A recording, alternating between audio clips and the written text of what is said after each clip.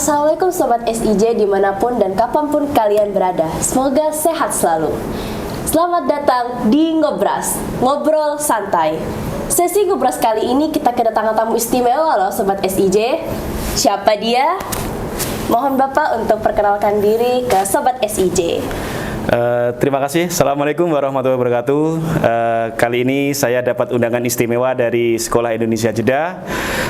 Saya Ahmad Zaini, staf teknis imigrasi 1 atau konsul imigrasi di KJRI Jeddah. Saya sudah bertugas dari tahun 2008 sampai dengan saat ini. Mungkin insya Allah ini adalah tahun terakhir saya untuk bertugas di KJRI Jeddah. Jadi Sobat SIJ, salah satu kontribusi besar Bapak Zaini kepada Sekolah Indonesia Jeddah yaitu menerbitkan paspor dengan total 338 paspor kepada siswa-siswi Sekolah Indonesia Jeddah yang tidak berdokumen secara gratis. Baik, jadi hari ini mari kita langsung saja kita mengulik bersama untuk menambah wawasan baru, ilmu baru, serba-serbi keimigrasian. Jadi Bapak, kita langsung saja agar Sobat SIJ lebih mengerti. Jadi apa sih keimigrasian itu, lalu lingkup tugasnya apa saja, fungsinya apa, kemudian administrasi apa saja nih Pak yang berhubungan dengan keimigrasian.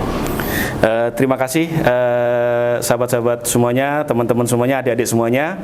Tadi saya koreksi dulu ya, bahwa paspornya bukan gratis tapi berbayar ya, 100 real. Mohon maaf ya yang ini ya. Nah, kita itu. Karena tapi prosedurnya semuanya normal, tidak ada pungutan-pungutan lain selain pembayaran PNBP. Seperti itu.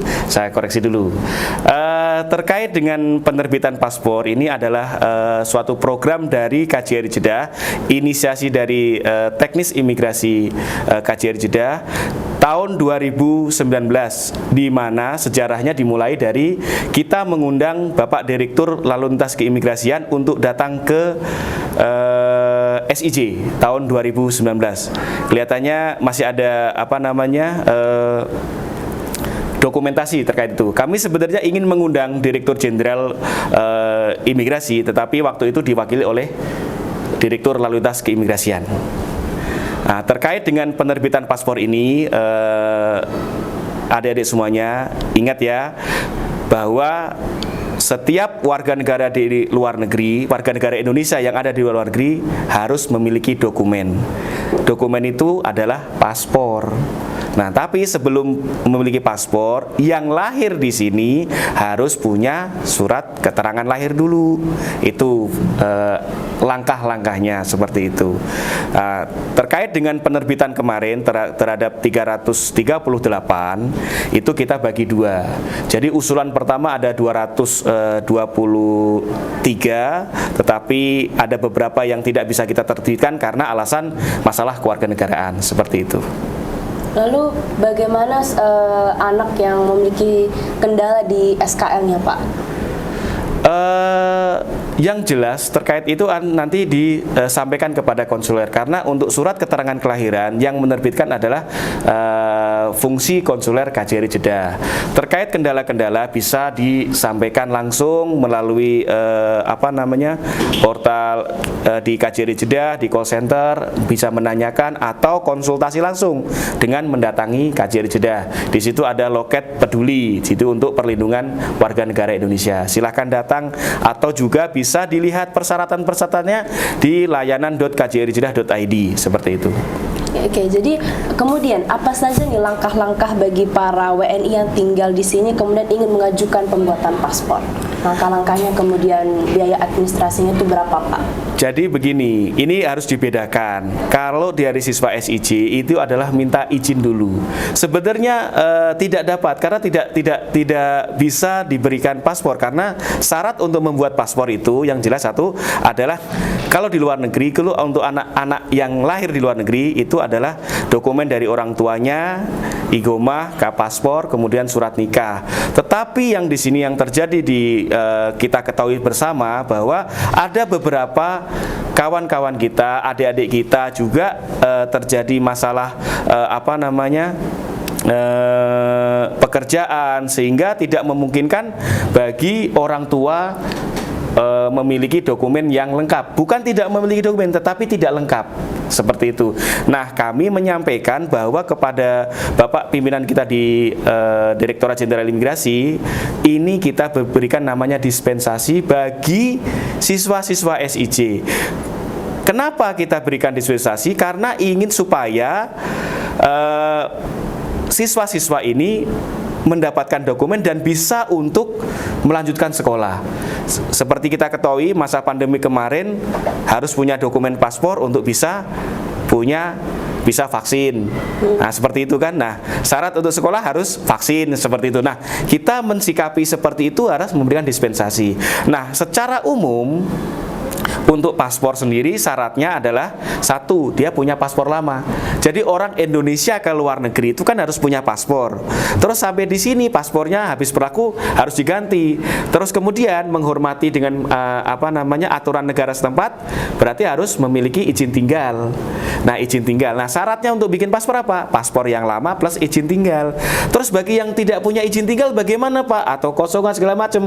Nah, itu dari aspek negara kita, nanti kita akan yang namanya kita pelajari dulu mekanismenya seperti apa.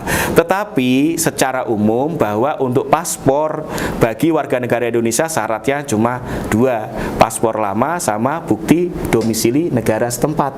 Seperti itu. Nah, terus kalau paspornya hilang, Pak, harus lapor polisi atau print out Jawazat, lapor ke Jawazat, surat keterangan dari Jawazat.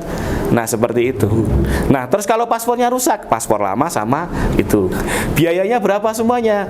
Kalau paspor biasa baru untuk anak-anak itu 100 real. Kalau paspornya rusak 250 real. Kalau paspornya hilang 390 real.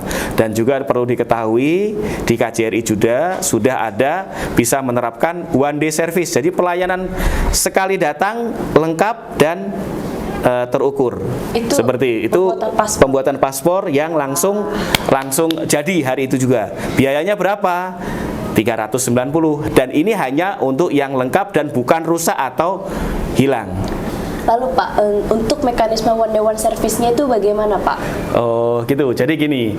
Jadi untuk mekanisme one day service atau 1 hari percepatan istilahnya, kita bilangnya percepatan, 1 hari itu datang, 1 hari jadi. Itu pertama harus lengkap persyaratannya, kemudian mengisi formulir yang dijanji temu di layanan.kjri Jeddah, datangnya sebelum jam 12 siang. Maksudnya jam 12, jam 12 kurang 1 menit boleh dong, Pak? Enggak. Jadi harus sudah dilayani sebelum jam 12 siang. Jadi paling tidak jam 11 sudah dapat antrian.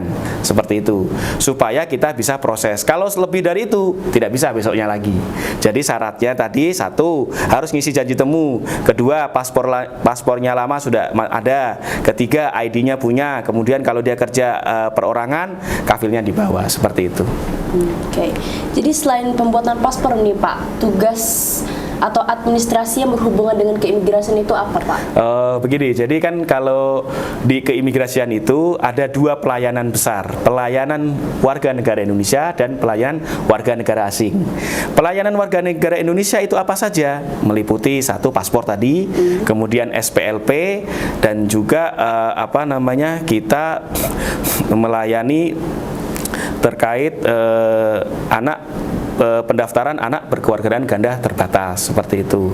Nah, itu bagi orang yang bapak ibunya salah satunya orang asing. Jadi bisa 2 warga negara. Nah, yang satu lagi kita pelayanan warga negara asing apa? Itu pelayanan visa.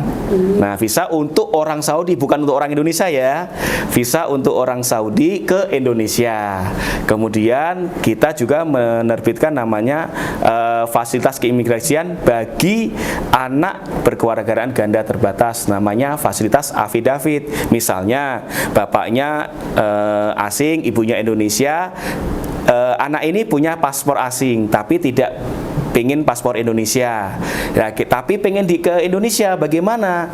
Nah, seperti itu. Jadi posisinya diberikan namanya fasilitas keimigrasian affidavit. Itu berlaku sebagai bahwa yang bersangkutan itu anak itu sebagai subjek anak berkewarganegaraan ganda terbatas, seperti itu. Jadi ada 2 besar pelayanan, WNI dan WNA, seperti itu. Terus kemudian perbedaan paspor dengan SPLP. Oh ya, kita harus jelas dulu ya. Paspor itu adalah dokumen resmi yang dikeluarkan oleh negara yang memuat identitas pemegangnya dan sebagai bukti kewarganegaraan, dan itu digunakan untuk perjalanan antar negara. Paspor itu dokumen resmi yang dikeluarkan oleh negara. Nah, memuat apa? Identitas pemegangnya. Digunakan apa? Untuk melakukan perjalanan antar negara yang berfungsi sebagai kewarganegaraan yang bersangkutan, seperti itu. Jadi paspor itu sebagai bukti dia warga negara apa. Nah, kalau dia paspor Indonesia, dia warga negara Indonesia. Nah, bedanya apa dengan SPLP? Nah, SPLP itu surat perjalanan laksana paspor. Namanya laksana kan seperti, tetapi fungsinya berbeda. SPLP itu diterbitkan itu di luar negeri, tidak ada diterbitkan SPLP WNI itu warga negara Indonesia ya. Itu di Indonesia. Yang di Indonesia itu diterbitkan SPLP warga negara asing untuk pulang ke negaranya. Nah, SPLP ini surat perjalanan laksana paspor bagi WNI ini diterbitkan di luar negeri untuk warga negara Indonesia yang dalam kondisi tertentu. Kondisi tertentu itu karena apa? Paspor tidak bisa diterbitkan. Yang kedua, kena deportasi. Jadi ada dua penting. Terus kemudian apa? Untuk pulang. Jadi bukan sebagai identitas tinggal di luar negeri. Jadi SPLP bukan sebagai, wah saya punya SPLP, saya bisa tinggal di luar negeri. Tidak. SPLP itu untuk kembali ke Indonesia. Pulanglah bahasa. Jadi SPLP itu diberikan, SPLP bagi WNI diberikan pada warga negara Indonesia yang dalam kondisinya dalam keadaan tertentu tidak bisa diterbitkan paspor, seperti itu. Makanya diterbitkan SPLP untuk pulang. Dalam keadaan tertentunya apa? Paspornya karena WNI ini tidak bisa diterbitkan paspor. Kenapa? Tidak memenuhi syarat. Atau yang kedua, kena deportasi, ya seperti itu. Nah, itu. Jadi perbedaannya harus jelas ya. Beda paspor dan SPLP. Paspor itu identitas untuk perjalanan antar negara. Tapi SPLP itu identitas untuk apa? Untuk kembali ke Indonesia, ke negaranya gitu. Seperti itu. Oke, jadi lalu bagaimana Pak yang seorang WNI yang hanya punya SPLP tapi gak punya paspor gitu? Nah, jadi apa solusinya nih Pak? Nah, inilah yang menjadi menjadi concern kita, concern KJRI Jeddah, yang kita melakukan upaya-upaya perlindungan, upaya-upaya melindungi warga negara kita dari aspek identitas dokumennya itu sendiri. Kami juga sedang merintis usulan program bagaimana program yang seperti yang di SIJ ini bisa berlaku untuk warga negara Indonesia. Jadi kita sedang menyampaikan usulan kembali terkait dengan penyelesaian masalah warga negara Indonesia yang ada di luar negeri yang tidak punya dokumen. Jadi solusinya bagaimana? Ya sebenarnya solusinya pulang. Tetapi kan kita tidak bisa serta-merta seperti itu. Nah, bagaimana orang dokumen saja nggak punya, gimana mau pulang seperti itu? Jadi ya harus dibedakan. Ini menjadi concern dari KJRI Jeddah, terutama dari teknis imigrasi, konsuler, dan juga tenaga kerjaan untuk menyelesaikan permasalahan terkait dengan warga negara Indonesia yang ada di luar negeri, terutama di Saudi Arabia ini, untuk memiliki dokumen seperti itu.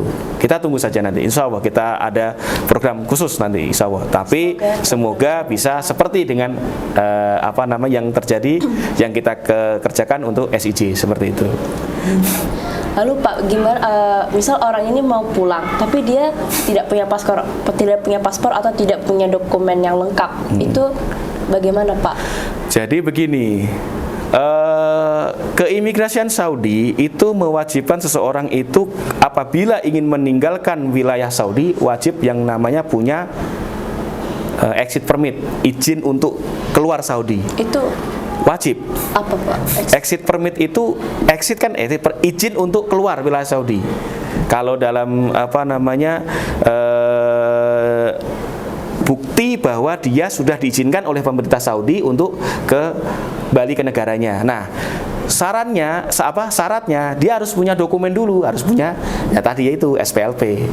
Nah, bagi warga negara kita yang misalnya tidak resmi atau kosongan lah bahasanya, atau kaburan atau apa, tidak punya dokumen, ya segera kita kalau memang ingin pulang ke Indonesia, itu bukan hal yang bukan hal yang sulit untuk mendapatkan dokumen, tapi yang jelas jangan sampai sudah mengajukan SPLP kemudian tidak pulang.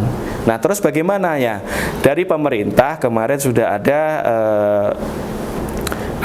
program membantu untuk mekanisme mengeluarkan exit permit dan kembali ke Indonesia. Tetapi ini adalah program yang tidak bisa setiap waktu, setiap saat, tidak. Karena peraturan pemerintah Saudi sendiri bahwa setiap orang yang melanggar aturan keimigrasian itu pulangnya lewat tarhil, deportasi, seperti itu. Itu sudah aturan di seluruh negara, di aturan keimigrasian internasional. Orang yang melanggar aturan keimigrasian pulang deportasi. Pasti seperti itu. Tapi pada saat di masa-masa tarhil itu dalam pemantauan KJRI juga atau? Kami tidak bisa serta-merta melakukan pemantauan sebagaimana yang dilakukan oleh pemerintah Saudi. Jadi ya pemerintah Saudi yang melakukan pengawasan. Nah, kita ini tetap melakukan pelayanan dan perlindungan. Bagaimana mengedukasi, bagaimana menginformasikan terkait aturan-aturan keimigrasian di luar negeri, terutama di wilayah Saudi Arabia, seperti itu. Nah, begitu Sobat SIJ serba-serbi tentang keimigrasian dari Bapak Kepala Teknis Keimigrasian. Kemudian nih Pak, apa tips dan triks untuk Sobat SIJ ingin menjadi bagian dari keimigrasian atau ingin menjadi Bapak nih? Oh, gitu. Nih. Begini. Jadi kalau kita ingin adik-adik semuanya ingin mengetahui tentang keimigrasian atau ingin melanjutkan sekolah memahami ilmu keimigrasian, itu di Indonesia imigrasi di bawah Kementerian Hukum dan HAM dan punyai sekolah namanya Politeknik Imigrasi. Itu 4 tahun sekolahnya. Nah, itu untuk dididik menjadi pejabat imigrasi. Nah, jadi di Indonesia itu di bawah Kementerian Hukum dan HAM ada 2 politeknik, Politeknik Ilmu Pemasyarakatan dan Politeknik Keimigrasian. Jadi kalau yang seperti saya ini sekolah dulu di Akademi Imigrasi, sekarang Politeknik Keimigrasian, seperti itu. Boleh cerita nggak Pak, suka dukanya Pak? Oh, namanya sekolah ya harus tahu kalau di Politeknik Keimigrasian itu semi militer, jadi harus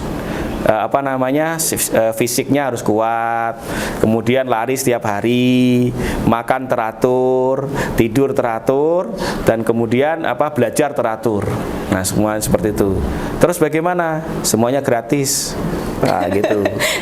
Sama seperti Akpol, Akmil, seperti itu. Jadi dan lulus langsung menjadi pegawai negeri sipil di keimigrasian, gitu. Ditempatkan di seluruh Indonesia dan luar negeri seperti saya. Jadi ada pernyataan bersedia ditempatkan di seluruh wilayah Indonesia dan luar negeri, seperti itu. Jadi kebetulan Bapak ditempatkan di luar negeri. Ya, Masya Allah. Jadi begitu teman-teman tips dan trik dari Bapak Zaini. Kemudian boleh Pak boleh memberi satu tantangan kepada Bapak? Apa? Mempromosi channel SIJ. Oh, oke. Dan jangan lupa sahabat-sahabat semuanya, adik-adik semuanya untuk like and subscribe di channel SIJ kita. Ya, oke, mantap. Oke, jadi berikut serba-serbi keimigrasian oleh Bapak Ahmad Zaini. Semoga dengan sesi ngobrol kali ini kita dapat wawasan baru, ilmu baru tentang keimigrasian. Oke, bye-bye.